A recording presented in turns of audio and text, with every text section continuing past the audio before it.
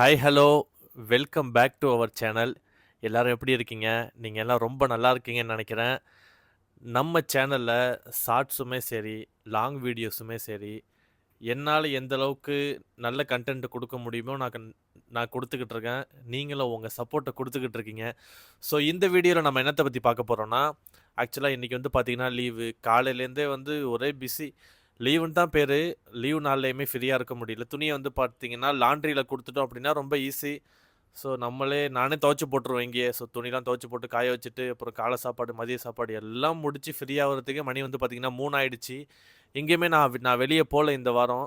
ஏன்னா கொஞ்சம் குளுரா இருக்குது. அதுவும் இல்லாம மெட்ரோ வந்து பார்த்தீங்கன்னா, இந்த மாசம் மெட்ரோ கார்டு வந்து நான் போடவே இல்ல. ஸோ டெய்லி ரீசார்ஜ் பண்ணிட்டு தான் போயிட்டு வந்துட்டுருக்கேன். நான் மந்த்லி மெட்ரோ கார்டு போட்டேன் அப்டின்னா, ஸோ ஒரு நாளைக்கு எத்தன வாட்டி வேணாலும் மெட்ரோல போயிட்டு வந்துக்கலாம். சார்ஜ் கட் ஆவாது. அந்த ரீசன்னாலேயே நெறைய மெட்ரோல வந்து நான் ட்ராவல் பண்ணுவேன். மாலுக்கு போறது, பீச்சுக்கு போறது, அப்புறம் அங்க இங்கேன்னு போயிட்டு வந்துகிட்டு இருப்பேன். இப்போ இந்த மாசம் மெட்ரோல கார்டு போடாததுனால, நான் மெட்ரோல அதிகமா ட்ராவல் பண்றது கிடையாது. மெட்ரோல ட்ராவல் பண்ற ஒரே ரீசன் என்னன்னா, டியூட்டிக்கு போவேன். டியூட்டி முடிச்சு ரூமுக்கு வருவேன். இந்த 2டே விஷயத்துக்காக தான் மெட்ரோ யூஸ் பண்றேன். ஸோ இன்னைக்கு வந்து பார்த்தீங்கன்னா, பக்கத்துல ரூமுக்கு கொஞ்சம் தூரம் ஒரு 1/2 கிலோமீட்டர் நடந்து போனோம் அப்படின்னாவே பர்துபாய் இருக்குது. ஸோ பர்துபாய்ல போய் கொஞ்ச நேரம் உட்காரலாம். டீ வாங்கி குடிக்கலாம். ஸோ இப்போ வின்டருங்கிறதுனால ரொம்ப ஒண்ணும் பெரிய ஹீட்டு அந்த மாரிலாம் இல்ல. கிளைமேட் வந்து பார்த்தீங்கன்னா, ரொம்ப சில் கிளைமேட்டா ரொம்ப சூப்பரா இருக்கு. ஒரு டீய வாங்கி குடிச்சுக்கிட்டு, அப்படியே அந்த போட்டு போறத வேடிக்கை பார்த்தோம்னா, அந்த ஃபீலிங்கே வேற. அதனாலேயே நான் எங்கேயுமே வெளில போல. ஆ போன மாசம்லாம் வந்து பார்த்தீங்கன்னா, மெட்ரோல கார்டு போட்டிருந்தேன். அப்போ நீங்க போன வீடியோ பார்த்துருப்பீங்க. போன லென்த்தான வீடியோ என்னன்னா, நான் வந்து மோனோ ரயில்ல டிராவல் பண்ண வீடியோ தான் வந்து போட்டிருந்தேன். ஏன்னா ஆல்ரெடி சொல்லியிருந்தேன், நான் மோனோ ரயில்ல இதுவரை போனதில்ல. அங்க எவ்வளோ சார்ஜ் ஆகுது? போற ப்ரொசீஜர் என்ன? எவ்வளோ டைம் எடுக்குது? அங்க என்ன இருக்கு? அப்படிங்கிறது எல்லாத்தையுமே வந்து பார்த்தீங்கன்னா, போன வீடியோல சொல்லியிருந்தேன். நீங்க அந்த வீடியோ பார்த்துருப்பீங்கன்னு நெனைக்கிறேன். ஸோ பார்க்கலன்னா, அந்த வீடியோவோட லிங்க்க டிஸ்கிரிப்ஷன்ல குடுக்குறேன். அந்த வீடியோ மறக்காம பாருங்க. ஸோ இந்த வீடியோல நம்ம என்னத்த பத்தி பார்க்க போறோம்னா, ஆக்சுவலா ரொம்ப நாளா நான் எடுக்கணும் அப்படின்னு நெனச்சுக்கிட்டு இருந்த வீடியோ இது. ஆ ஒரு இப்போதைக்கு வந்து பார்த்தீங்கன்னா, ரூம்ல யாருமே இல்ல. அதனால தான் வீடியோ எடுக்கிறதுக்கு ரொம்ப கன்வீனியன்ட்டா இருக்குது. ஏன்னா லென்த்தான வீடியோ ரூம விட்டு வெளிய எடுக்கணும்னா, எங்க பார்த்தாலுமே ஆளுங்க இருப்பாங்க. ஸோ ஆளுங்க இருக்கும்போது வீடியோ எடுத்து பேசுறதுங்கிறது கொஞ்சம் ஷையா இருக்குது. ஸோ வெளில அவுட்டர்ல வீடியோ எடுக்கிறதுங்கிறது ஸ்டார்ட்டிங்ல வந்து பார்த்தீங்கன்னா, ரொம்ப ஷையா ஃபீல் ஆவுது. அதனாலேயே வந்து பார்த்தீங்கன்னா, வீடியோ ஷூட் பண்ணும்போது யாருமே இல்லாத இடமா ஷூட் பண்ணேன் அப்படின்னா, நான் சொல்ல வர விஷயத்த என்னால பேசவும் முடியும். ஸோ மைண்ட் ஃப்ரீயாவும் இருக்கும். இன்னும் நெறைய விஷயம் வீடியோல என்னால ஷேர் பண்ணிக்க முடியும். ஸோ இந்த வீடியோல வந்து வளவளன்னு பேசாம வீடியோக்குள்ள போயிடுவோம். ஸோ நான் என்ன சொல்ல வரேன்னா, என்னோட கருத்துப்படி, ஸோ இப்போ இங்க வந்திருக்கிற வெளிநாட்டுக்கு வந்திருக்க நோக்கம் என்னன்னா, சம்பாதிக்க தான் வந்திருக்கோம். ஃபேமிலிலாம் ஊர்ல இருப்பாங்க. சம்பாதிக்க வந்திருக்கோம். இங்க வந்து பார்த்தீங்கன்னா, இருக்கிறதுலயே கம்மியான ரேட்ல ரூம புடிச்சு, இருக்கிறதுலயே கம்மியான சாப்பாட சாப்ட்டு, எல்லாத்துலயுமே ரொம்ப கம்மியா இங்க வந்து ஆ காசு செலவு பண்ணிக்கிட்டு தான், அப்படி காச மிச்சம் பண்ணி ஊருக்கு அனுப்பி விடுறோம். இதுதான் வந்து நடக்குது. மேக்ஸிமம் வந்து ஒரு எப்படி சொல்றது? ஒரு 70, 80% எடுத்துக்கலாம். ரூம்லயே வந்து பார்த்தீங்கன்னா, ரொம்ப கம்மியான ரேட்ல ரூம் எங்க கிடைக்குதோ, அந்த ரூம் எடுத்து இருக்கிறது. எவ்வளோ கஷ்டம் இருந்தாலும் சமாளிச்சுக்கிறது. சாப்பாடு இருக்கிறதுலயே வந்து ரொம்ப எங்க கம்மியா கிடைக்குதோ, அந்த சாப்பாட சாப்பிட்டு ஓட்டிக்கிறது. டிரான்ஸ்போர்ட்ல எந்த அளவுக்கு கம்மி பண்ண முடியுமோ, அந்த அளவுக்கு கம்மி பண்ணிக்கிறது. எதெல்லாம் வந்து ஏன்னா ரொம்ப தவிர்க்க முடியாத விஷயத்த மட்டும் தான் எடுத்து ஓட்டிக்கிட்டு இருக்கோமே தவிர, அனாவசியமா அந்த செலவோ, இந்த செலவுமோ எதுவுமே எடுத்துக்கிறது கிடையாது. அப்படி எடுத்துக்கிட்டோம்னா, வெளிநாடு வந்ததுக்கு அர்த்தம் இல்ல அப்படின்னு சொல்லலாம். ஸோ இங்க வந்து பெருசா செலவாகுற விஷயம் என்னன்னா, ஒண்ணு வந்து பார்த்தீங்கன்னா ரூமு, அடுத்து சாப்பாடு, அடுத்து வந்து டிரான்ஸ்போர்ட். இது 3மே கம்பெனி குடுத்துட்டாங்க அப்படின்னா, வாங்குற சம்பளம் வந்து அப்படியே கையில நிக்கும். ஸோ இப்ப நான் வந்து ரூமு அத பத்தி தான் பேசப் போறேன். ரூம் வந்து பார்த்தீங்கன்னா, மேக்ஸிமம் அ எல்லாருமே சரி பெட் ஸ்பேஸ் எடுத்து தான் இருப்பாங்க. பெட் ஸ்பேஸ்ல வந்து ரூம்ல ஒரு 4 பேரோ, 5 பேரோ, 6 பேரோ, 7 பேரோ, 8 பேரோ, 10 பேரோ ஒரே ரூம்ல இருந்து அதாவது டபுள் டெக்கர் பெட் போட்டு ஷேர் பண்ணி அப்படியே தான் ஓட்டிக்கிட்டு இருக்கோம். எனக்கு இத பத்தி நான் என்ன சொல்லப் போறேன் அப்படின்னா, இந்த பெட் ஸ்பேஸ் தான் பிரச்சனையே. ஏன் நான் அப்படி சொல்றேன்னா, ஆ இப்ப என் ரூம நீங்க பார்த்தீங்கன்னாவே தெரியும். இங்க கீழ ஒரு பெட்டு, மேல ஒரு பெட்டு. நான் வந்து பார்த்தீங்கன்னா மேல. கீழ வந்து பார்த்தீங்கன்னா வேற ஒருத்தவங்க இருப்பாங்க. இப்படி பெட் ஸ்பேஸ்ல இருக்கும்போது காசு வந்து கம்மி பண்ண முடியும். எப்படின்னா ரூம் வாடகை வந்து ரூ. 500 வரும். 500 திரம்ஸ் வரும். 450 திரம்ஸ்ல கிடைக்குது.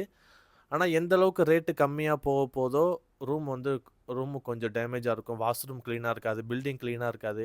ஸோ, கொஞ்சம் நம்ம காசு கூட ஆச்சு அப்டின்னா, ரூம் கொஞ்சம் கிளீனா இருக்கும். வாஷ்ரூம் கிளீனிங்கு, பில்டிங்கு எல்லாம் கொஞ்சம் நீட்டா இருக்கும். இந்த பெட் ஸ்பேஸ் நமக்கு ஸ்ட்ரெஸ்ஸே வந்து பெட் ஸ்பேஸ் தான் அப்படின்னு சொல்ல வரேன் இந்த வீடியோவில். உங்களுக்கு நீங்கள் என்ன நினைக்கிறீங்க பெட் ஸ்பேஸை பற்றி அப்படிங்கிறத நீங்களும் வந்து இந்த வீடியோ பார்த்துட்டு கமெண்ட்டில் சொல்லுங்கள். இப்போ உதாரணமாக ஊரில் வீட்டில் எடுத்துக்கிட்டோம்னா வீடு வேறு, எதையுமே நம்ம கம்பேர் பண்ண முடியாது. இங்கே வந்து பார்த்தீங்கன்னா பெட் ஸ்பேஸ் தான் வந்து ஆக்சுவலாக பிரச்சனையே. சரி பெட் ஸ்பேஸ் வேணால் பார்ட்டிஷன் எடுத்துருக்கலாம். பார்ட்டிஷன்னா தனி ரூமு, நமக்குன்னு தனி ரூமு கொடுத்துருவாங்க. ஒரு நமக்கு தனி ரூம் கொடுத்த மாதிரி 4-5 தனித்தனியாக ரூம் இருக்கும். காமனாக வந்து கிச்சன் இருக்கும், காமனாக வந்து 2 டாய்லெட் இருக்கும். ஸோ அதுலேயுமே ஓரளவு செட் ஆகிடும்னு வச்சுக்கோங்களேன். இப்படி பெட் ஸ்பேஸில் இருக்கும் போது நம்ம ஃப்ரீடமாக எதுவுமே பண்ண முடியாது.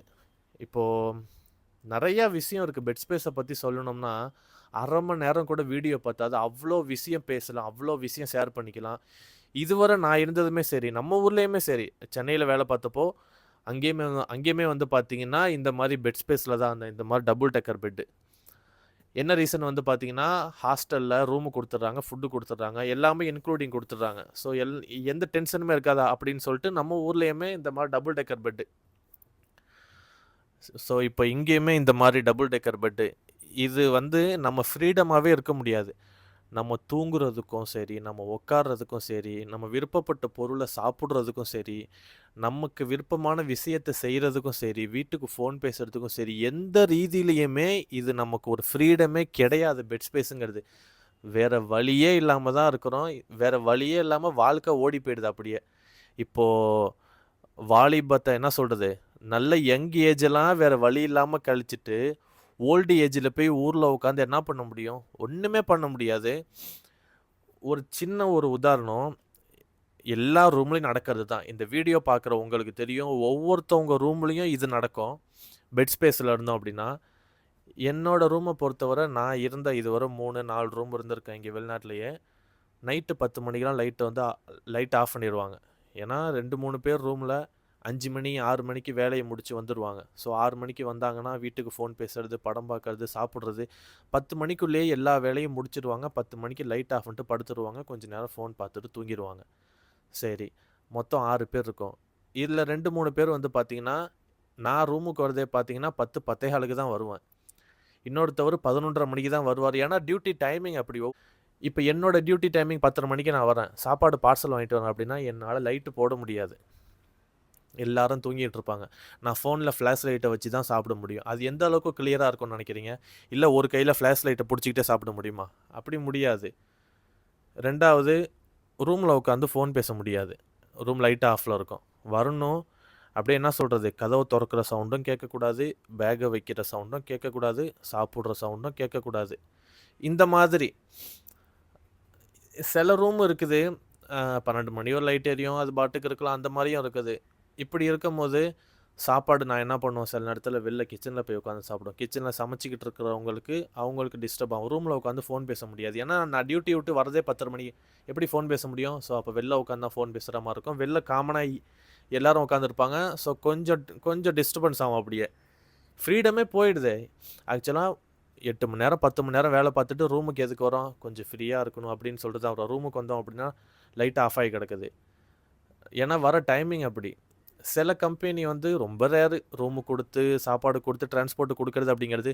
முக்கால்வாசி கம்பெனி இங்கே நான் இருக்கிற நாட்டை பொறுத்த வரைக்கும் ரூமு நானே பார்த்துக்கணும், சாப்பாடு நானே பார்த்துக்கணும், டிரான்ஸ்போர்ட்டை நானே பார்த்துக்கணும்.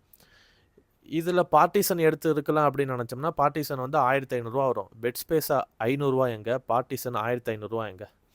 1000 கிட்டத்தட்ட காசு கூட கொடுக்கணும். அந்த 1000 ஊருக்கு அனுப்பி விட்டோன்னா கிட்டத்தட்ட 30,000 வருது. இதனாலேயே என்னாச்சு, ஆரம்ப காலத்துலேருந்தே பெட் ஸ்பேஸ்லேயே வாழ்க்கை ஓடிருச்சு. அப்படியே நான் வந்து ஒரு சின்ன ஒரே ஒரு உதாரணம் தான் சொன்னேன். இன்னும் நிறையா விஷயம் இருக்குது. அடுத்த ஒரு விஷயம் சொல்லணும்னா, இப்போ வந்து பார்த்திங்கன்னா வின்டர் சீசனில் என்னை பொறுத்த வரைக்கும் ஏசியே தேவை கிடையாது. ஃபேனு ஒன்று ஓடினாலே போதும். எங்கள் ரூமை பொறுத்தவரை ஃபேனு ஒன்று இருக்குது, ஃபேனு ஏசி இருக்குது. ஏசி வந்து பார்த்திங்கன்னா நம்ம ரூமுக்கு செப்பரேட்டான ஏசி. ஆனால் ரூமில் 6 பேர் இருக்கோம், பாதிக்கு பாதி. 3 பேர் வந்து பார்த்திங்கன்னா ஏசி வேணும்பாங்க, 3 பேர் வந்து ஏசி வேணாம்பாங்க. இப்போ என்ன பண்ண முடியும்? சுத்தமாக விருப்பமே கிடையாது. ஏசி ஓடிக்கிட்டு இருக்கோம், நான் நல்லா இழுத்து போத்திக்கிட்டு தூங்குவேன். இந்த ஏசினாலேயே நிறையா பேரோட உடல்நிலை பாதிப்புக்கு ஆகுது. அதுதான் உண்மை. வேறு வழி இல்லாமல் ஓட்டி ஓட்டி ஒன்றுமே பண்ண முடியாது. இந்த பெட் ஸ்பேஸை ஒரு டாப்பிக்காக எடுத்துக்கிட்டால் இன்னும் நிறையா ஏகப்பட்ட விஷயம் சொல்லலாம்.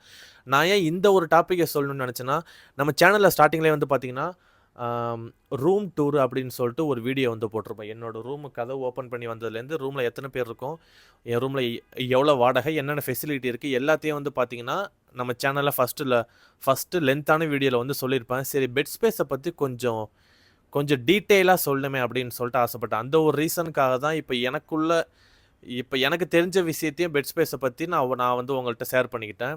இந்த மாதிரி ஒவ்வொரு ரூம்லேயும் ஒவ்வொரு ஸ்டோரி இருக்கும். இப்படி ஃப்ரீடமாக இருக்க முடியாது. கொஞ்சம் ஃப்ரீடமாக இருக்கணும் அப்படின்னு ஆசைப்பட்டோம்னா காசு கூட போடுற மாதிரி இருக்கும். காசு கூட போட்டோம்னா அந்த காசை ஊருக்கு அனுப்பி விடலாம். அப்போ இதுக்கு ஒரு சொல்யூஷனே கிடையாதுன்னா, இதுக்கு ஒரு சொல்யூஷனே கிடையாது. ஒன்று என்ன பண்ணணும், நீ சம்பாதிக்கிற வழியை மாற்றணும். இப்போ சம்பாதிக்கிற சம்பளத்தை இப்போ வந்து பார்க்குற வேலையில் இதுதான் சம்பாத்தியம், இவ்வளோ தான் கிடைக்கும். சம்பாதிக்கிற வழியை மாற்றிக்கணும் நம்ம. அதுதான் ஒரே வழியே தவிர, இப்போ உதாரணமாக இப்போ ஒரு கம்பெனியில் இருக்கோம். 2500 சம்பளம் கொடுக்குறாங்க. ஒரு வருஷம் வேலை பார்த்தோம். வேறு கம்பெனியில் போகும்போது 3000 3500 கொடுப்பாங்க. இப்படி ஒவ்வொரு கம்பெனி மாறி மாறி போகும்போது 500 கூட ஏறும். எத்தனை 500 கூட ஏறினாலும் காசு கம்மியாக தான் இருக்கும், காசு பத்தாது. ரீசன் என்ன அப்படின்னா, ஆரம்ப காலத்தில் வெளிநாட்டில் வந்து வேலை பார்க்கும்போது நிறையா சம்பாரிச்சாங்க, நிறையா எல்லாம் பண்ணாங்க. இப்போ போக போக என்ன ஆகுதுன்னு பார்த்தாங்கன்னா, இங்கே இருக்கிறவங்களுக்கே வந்து எப்படி தொழில் செய்யணுங்கிறத சொல்லி கொடுத்தோன்னே அவங்க ரொம்ப கஞ்சித்தனம் பண்ண ஆரம்பிச்சிட்டாங்க காசு விஷயத்தில். இன்னொன்று வந்து பார்த்திங்கன்னா, என்ன பண்ணுறாங்கன்னா, நம்மள்ட்ட இருக்கிற வேலையை, உழைப்பை, ரத்தத்தை, சக்தியை வாங்கிக்கிட்டு நம்மளை கசக்கி தூக்கி போட்டுடுறாங்க. நமக்கு தேவையான விஷயத்தை கொடுக்கறதுல முக்கியத்துவம் கொடுக்க மாட்டேங்கிறாங்க. நம்மளை யூஸ் பண்ணி அவங்க நல்லா இருக்கணும் அப்படிங்கிறது தான் இப்போதைக்கு உள்ள சுச்சுவேஷன் படி எல்லாருமே நினைக்கிறாங்க. ஸோ இதுக்கப்புறமும் சரி, இப்போயும் சரி, நமக்குன்னு நம்ம தனி வழி ஏற்படுத்திக்கிறது தான் நல்லது. அந்த நம்பிக்கையில் தான் நானும் இந்த யூடியூப் வீடியோவை ஸ்டார்ட் பண்ணி ஒவ்வொரு இன்ஃபர்மேட்டிவான ஒரு விஷயத்தை வந்து நான் சொல்லிக்கிட்டு இருக்கேன். ஸோ உங்களுக்கும் வந்து பார்த்திங்கன்னா வீடியோ யூஸ்ஃபுல்லாக இருக்கும்னு நினைக்கிறேன். இந்த மாதிரி சொல்ல முடியாத, சொல்லக்கூடாத, ஷேர் பண்ண முடியாத விஷயங்கள்லாம் ஏகப்பட்டது இருக்குது. ஸோ இது வெளிநாடை பொறுத்தவரை பெட் ஸ்பேஸ் வந்து பார்த்திங்கன்னா வாடகை ரொம்ப கம்மி. ஆனால் ஃப்ரீடம் எதுவுமே இருக்காது. வேறு வழியே இல்லாமல் தான் காலத்தை ஓட்டுற மாதிரி இருக்கும். காலத்தை ஓட்டுறதுனா 1 வாரம் 10 நாள் 1 மாதம் கிடையாது. 20-25 வருஷம் இந்த மாதிரி வேறு வழியே இல்லாமல் தான் காலத்தை ஓட்டுற மாதிரி இருக்கும். ஸோ நம்ம வீட்லேயுமே சரி, நம்மளை புஷ் பண்ணி தள்ளி விட்ருவாங்க இங்கே. நம்மலாம் எந்த முயற்சியுமே பண்ண வேணாம். நம்மளை தானாக தள்ளி விட்ருவாங்க. வெளிநாடு போப்பா, உனக்கு அதுதான் செட் ஆகும், அங்கே சம்பாதிப்பா அப்படின்னு சொல்லிடுவாங்க. நம்மளும் யோசிக்க டைம் இருக்காது. நம்மளும் சரின்னு அப்படியே வந்துடுவோம். இதுதான் வந்து பார்த்திங்கன்னா காலங்காலமாக நடந்துக்கிட்டு இருக்கு. ஸோ பெட் ஸ்பேஸை பற்றின நான் சொல்ல வந்த 2-3 பாயிண்ட் வந்து இது தான். ஸோ கொஞ்சம் மைண்டு ஃப்ரீயாக இருந்தால் தான் நம்ம அடுத்த கட்டத்துக்கு போக முடியும். ஸோ நமக்கு என்ன பிடிக்கும், நமக்கு என்ன தேவை, நம்ம யோசிக்க முடியும். ஸோ இந்த பெட் ஸ்பேஸை பொறுத்தவரை பார்த்திங்கன்னா நம்ம யோசிக்கவே முடியாது. நம்ம ஓடிக்கிட்டே இருக்க வேண்டியதான். வேலை பார்க்கணும், வரணும், போகணும், வேலை பார்க்கணும், வரணும், போகணும். இது நடந்துக்கிட்டே இருக்கும். ரொட்டீன் ஒர்க்கு பார்த்திங்கன்னா நடந்துக்கிட்டே இருக்கும். எந்த ஒரு கம்பெனியுமே இப்போ உள்ள சுச்சுவேஷன் படி மடியில் படுக்க போட்டு தாலாட்டு பாடலாம் பாட மாட்டாங்க. செருப்பை கலத்தி அடித்து தான் எல்லா கம்பெனியுமே வேலை வாங்குகிறாங்க. அப்படி இருந்துமே வேறு வழி இல்லாமல் வேலை பார்த்துக்கிட்டு இருக்கோம் அப்படிங்கிறது தான் உண்மை. இது எத்தனை பேர் நீங்கள் வீடியோ பார்க்குறீங்க, எத்தனை பேர் நீங்கள் சொல்கிறது தான் ப்ரோ கரெக்டு அப்படின்னு நீங்கள் சொல்கிறீங்க அப்படின்னு எனக்கு தெரியல. ஸோ நான் பேசுகிற இந்த வீடியோ உங்களுக்கு வந்து அந்த நம்பிக்கையில் தான் இந்த வீடியோ வந்து பார்த்திங்கன்னா நான் போடுறேன். ஏன்னா நம்ம வீடியோ வந்து நம்ம ஷார்ட்ஸ் தான் வந்து போட்டிருக்கோம்.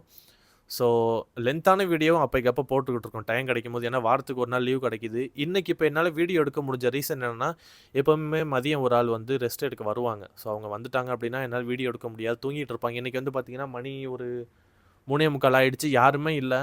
சரி, ஒரு 1/2 hour ஸ்பெண்ட் பண்ணி நம்ம என்ன ஒரு மெசேஜ், நம்ம என்ன ஒரு இன்ஃபர்மேஷனான வீடியோ எடுக்க வந்தோமோ அந்த வீடியோ எடுத்துருவோம் அப்படின்னு சொல்லிட்டு தான் வீடியோ. ஸோ வீடியோவை முழுசாக லென்த்தாக எண்டு வர கடைசியில் பாருங்கள். இந்த டைம் வேஸ்ட் பண்ணணுன்னு எந்த ஒரு நோக்கமும் கிடையாது. ஸோ நம்ம சேனலுக்கு புதுசாக வந்தீங்கன்னா சேனலை மறக்காமல் சப்ஸ்கிரைப் பண்ணி வச்சுக்கோங்க. வீடியோ பிடிச்சிருந்தா மறக்காமல் லைக் பண்ணுங்கள், உங்கள் ஃப்ரெண்ட்ஸுக்கும் ஷேர் பண்ணுங்கள். இதே போல் அடுத்த ஒரு சூப்பரான வீடியோவில் உங்களை சந்திக்கிறேன். Bye bye.